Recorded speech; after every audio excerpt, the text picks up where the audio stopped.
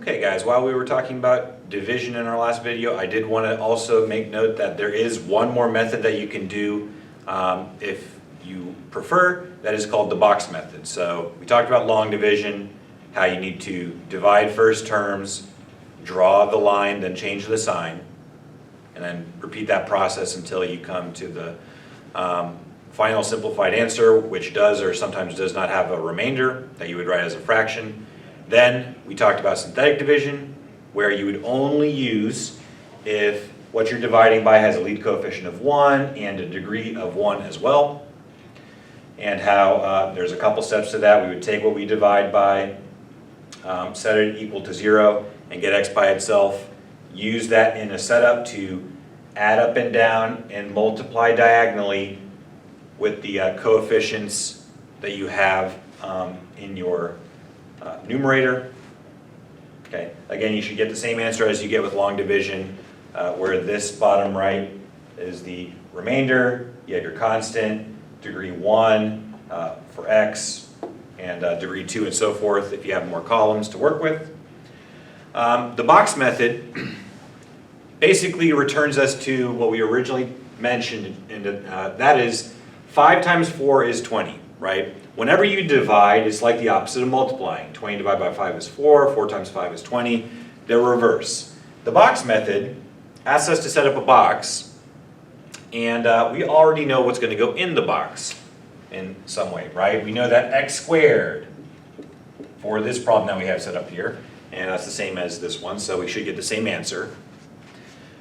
We get x squared should be the result of when we multiply this side with whatever ends up on top. Now, we have to ask ourselves, of course, what times x is x squared? And we would say x times x is x squared. So, knowing that x has to be involved with our answer, we now go back in and start to fill in the boxes. Like x times negative 1 is negative 1x. Now, we need to ask ourselves, is negative 1x what we started with here? No. We've accounted for x squared, but we don't know what needs to be done to get 5x just yet.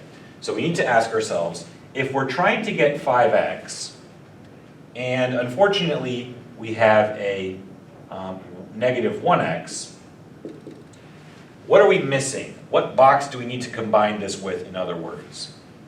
And the answer would be positive 6x. 6x minus 1x is 5x. In other words, to fill in our box here, 6x minus 1x, that would take us back to the 5x that we need.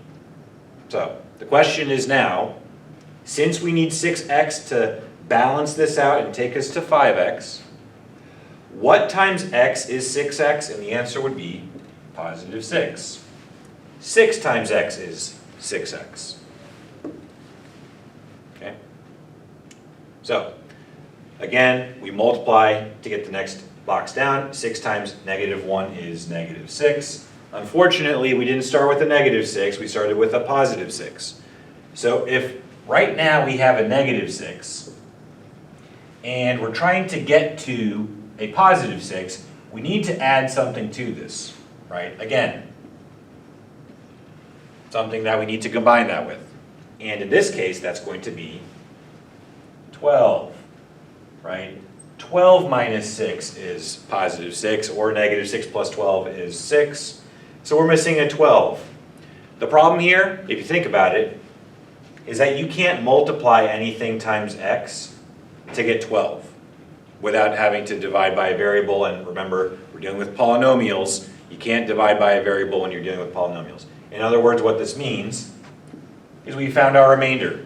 Our remainder is a 12. We can't divide 12 by x.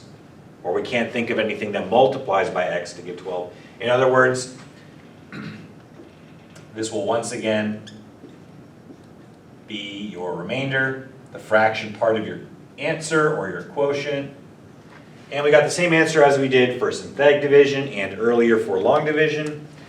But that's how the box method is used to approach division problems as well. The nice thing about the box method is it works for every problem, just like long division. So one of those two methods should be able to help you out for problems where you can't use synthetic.